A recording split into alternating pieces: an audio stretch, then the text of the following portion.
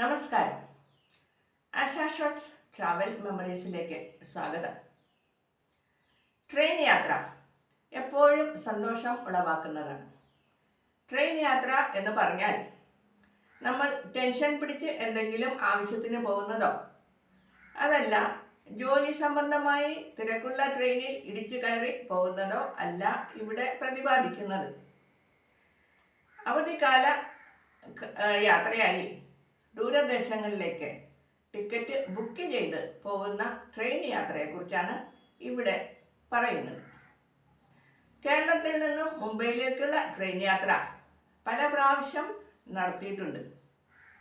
Second class sleeper കോച്ചാണ് ഞാൻ book ചെയ്യുക. അതിനൊരു കാരണമുണ്ട്. AC കോച്ചിൽ ബുക്ക് ചെയ്യുന്നതിലും എനിക്ക് താല്പര്യം സെക്കൻഡ് ക്ലാസ് സ്ലീപ്പർ കോച്ചിൽ പോകുന്നതാണ്. അതിൻ്റെ കാരണങ്ങളെപ്പറ്റി അറിയാം ഈ വീഡിയോയിൽ. വീഡിയോ കാണുന്നവർ ലൈക്ക് ചെയ്യാനും സബ്സ്ക്രൈബ് ചെയ്യാനും അതോടൊപ്പം തന്നെ കമൻറ്റ് സെക്ഷനിൽ ഹൈപ്പ് എന്ന ബട്ടൺ കാണുകയാണെങ്കിൽ അത് പ്രസ് ചെയ്യുവാനും ഓർമ്മപ്പെടുത്തുന്നു. അവധിക്കാല മുംബൈ യാത്രകൾ എപ്പോഴും ഞാൻ സെക്കൻഡ് ക്ലാസ് സ്ലീപ്പർ കോച്ചിലാണ് ബുക്ക് ചെയ്യാം. വൈകുന്നേരമാവും ട്രെയിൻ ഇവിടെ നിന്നും പോകുമ്പോൾ.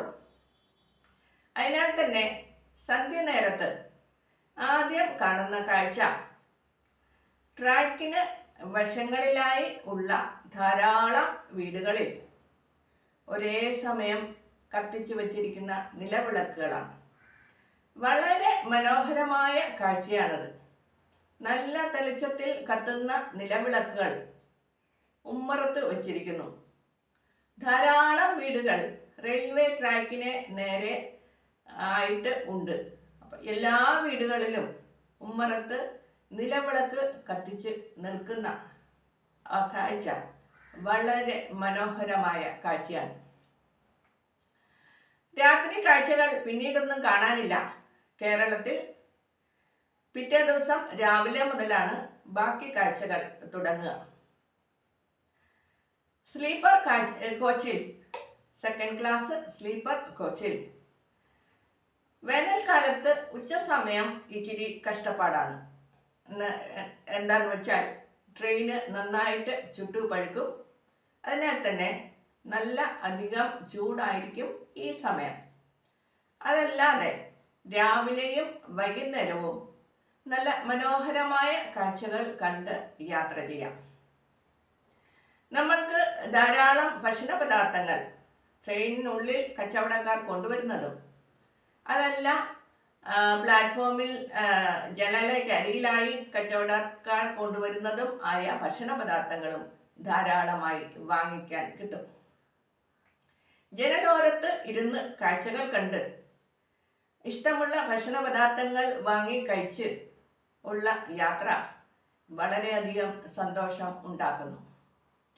കേരളത്തിൽ ആണെങ്കിൽ നമുക്ക് കേരളീയ ഭക്ഷണങ്ങൾ ആണ് കിട്ടുക. അപ്പവും മുട്ടക്കറിയും, ബ്രെഡ് ഓംലെറ്റ്, അല്ലെങ്കിൽ വട, പരിപ്പ് വട, ഉഴുന്നുവട, ചായ, കാപ്പി, അല്ലെങ്കിൽ ഇഡ്ഡലി വട, ഇങ്ങനെ പലവിധ കേരളീയ വിഭവങ്ങൾ കേരളത്തിൽ കിട്ടും. കേരളം കഴിഞ്ഞ് അടുത്ത സംസ്ഥാനങ്ങളിലാവുമ്പോൾ അവിടുത്തെ ഭക്ഷണ പദാർത്ഥങ്ങളാണ് കിട്ടുക. മിക്കവാറും പൂരി മസാല ആയിരിക്കും. ഞാൻ എല്ലാവിധ ഭക്ഷണ പദാർത്ഥങ്ങളും വാങ്ങിക്കാറുണ്ട്. എനിക്ക് അതൊക്കെ വാങ്ങിച്ച് കഴിക്കുന്നത് വളരെയേറെ സന്തോഷം തരുന്ന അനുഭവമാണ്. പിറ്റേ ദിവസം രാവിലെ നോക്കുമ്പോൾ സൂര്യൻ ഉദിച്ചു വരുന്ന സമയം ആകുമ്പോൾ ചെറിയ ചെറിയ ഗ്രാമങ്ങൾ കാണാവും. ഈ ഗ്രാമങ്ങളുടെ വീടുകളുടെ മുറ്റത്ത് ഇഷ്ടം പോലെ ആൾക്കാർ വെയിൽ കൊണ്ട് ഇരിപ്പുണ്ടാവും. അത് കഴിഞ്ഞ് നമ്മൾ കൃഷിസ്ഥലങ്ങളാണ് കാണുക. വിശാലമായ കൃഷിസ്ഥലങ്ങളുടെ നടുക്കായി ചെറിയ ഒരു കൂടാരം കാണും. മറ്റുള്ള വീടുകളൊന്നും അവിടെ ഒന്നും കാണാറില്ല. കൃഷിസ്ഥലത്ത് രാവിലെ തന്നെ പണിക്ക് വരുന്ന ആൾക്കാർ അവരുടെ വീടുകളൊക്കെ ദൂരെ ഗ്രാമത്തിലായിരിക്കും. അവർക്ക് വിശ്രമിക്കാൻ വേണ്ടിയിട്ടാണ് ഈ ചെറിയ കുടിലുകൾ. വൈകുന്നേരം വരെ കൃഷിസ്ഥലത്ത് പണി ചെയ്തിട്ട് അവർ തിരികെ വീട്ടിലേക്ക് പോകും, ദൂരെയുള്ള ഗ്രാമത്തിലേക്ക്. ചില സ്ഥലങ്ങളിൽ നമ്മൾക്ക് ഇതിന് ട്രാക്കിന് സമാന്തരമായി റോഡ് കാണാം. റോഡിൽ കൂടെ ബസ്സുകളും കാറും ജീപ്പും മോട്ടോർ സൈക്കിളുകളും പോകുന്നതും കാണാം. ഇത് കഴിയുമ്പോൾ റെയിൽവേ ഗേറ്റ് ഉണ്ടാവും. റെയിൽവേ ഗേറ്റ് അടച്ചിട്ടിരിക്കുകയായിരിക്കും. അതിൻ്റെ മറുവശം ഈ വണ്ടികളെല്ലാം കാത്തുകിടപ്പുണ്ടായിരുന്നു. റെയിൽവേ ഗേറ്റ് തുറന്നിട്ട് വേണമല്ലോ അവർക്ക് ഇങ്ങേപ്പുറം കടക്കാൻ. ഈ കാഴ്ചകളൊക്കെ ട്രെയിനിലിരുന്ന് കാണുന്നത് വളരെ മനോഹരമാണ്. മുന്നോട്ട് പോകുമ്പോൾ നമ്മൾ കേരളത്തിൽ നിന്നും മുംബൈ വരെ പോകുന്ന ദൂരം അത്രയും കാണുന്ന ഒരു കാഴ്ചയുണ്ട്. അത് വലതുവശത്തായി കാണുന്ന മലനിരകളാണ്. ഈ മലനിരകൾ വെസ്റ്റേൺ ഘട്ട്സ് ആണ്.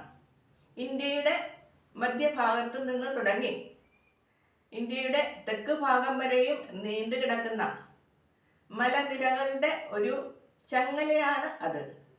ചങ്ങല പോലെ ഒന്നിനോടൊന്ന് കോർത്തതുപോലെ ആണ് ഈ മലനിരകൾ കാണുക. എല്ലാത്തിനും ഏകദേശം ഒരേ വലിപ്പമായിരിക്കും. വലിയ പൊക്കമുള്ളതൊന്നുമല്ല. ഒരുപക്ഷെ ദൂരെ ഉള്ള സ്ഥലത്ത് ട്രെയിനിലിരുന്ന് നോക്കുമ്പോൾ ദൂരം കാരണം വലിപ്പം കുറവായി തോന്നുന്നതാകും. എങ്കിലും ഈ മലനിരകൾ നമ്മളുടെ യാത്രയിൽ ഉടനീളം വലതുവശത്തായി കാണുന്നു. അത് ഇന്ത്യയുടെ ഇടതുവശത്തുള്ള വെസ്റ്റേൺ ഘട്ട്സ് ആണ്. മുന്നോട്ടുള്ള യാത്രകൾ ധാരാളം പറയാനുണ്ട്. ആ യാത്രകൾ ഒരു വീഡിയോയിൽ തീരുന്നതല്ല. അതിനാൽ തന്നെ ഈ വീഡിയോ രണ്ടാമത്തെ ഭാഗവുമായി തുടരുന്നു. വീണ്ടും കാണാം അടുത്ത വീഡിയോയിൽ. നമസ്കാരം.